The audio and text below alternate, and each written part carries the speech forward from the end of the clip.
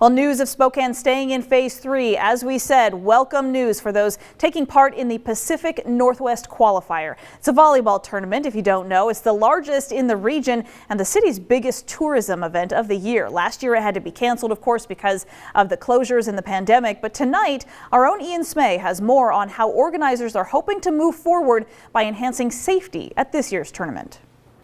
It was definitely a relief for the organizers of the Pacific Northwest Qualifiers to hear that Spokane would be staying in Phase 3 for the time being.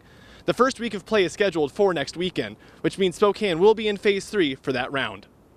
Before the announcement on Tuesday that all Washington counties would be staying in their current phases for 2 weeks, Spokane's interim health officer, Dr. Francisco Velasquez, sent a letter to Governor Jay Inslee's office. In the letter, he asked the governor's office and the State Department of Health to allow organized sporting events like the Pacific Northwest Qualifier to continue in the case of a rollback. So over the weekend, we actually summarize our recommendations, which are around not only all of the risk mitigation activities and processes that the Pacific Northwest Qualifier has already, but also we added a component of rapid testing. For the PNQ, that would mean that all people attending the tournament, including players, would have to show a negative test taken the week of the games or show proof of full vaccination. April Stark, the tournament's director, says the tournament will require the negative test results or proof of full vaccination, even without the state requiring such measures. Right before I came here, actually, we sent it out to the teams that it's going to be required.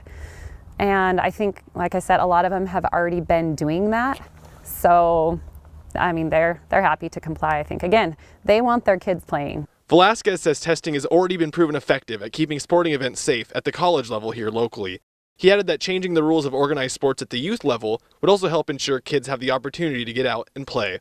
The tournament is usually the biggest tourism event of the year for Spokane, bringing in more than 15,000 people and $12 million on an average year. However, the PNQ will look smaller this year, with Stark saying that a little less than half the number of teams as a normal year are participating. But for Stark and the players, they're just happy to get back on the court.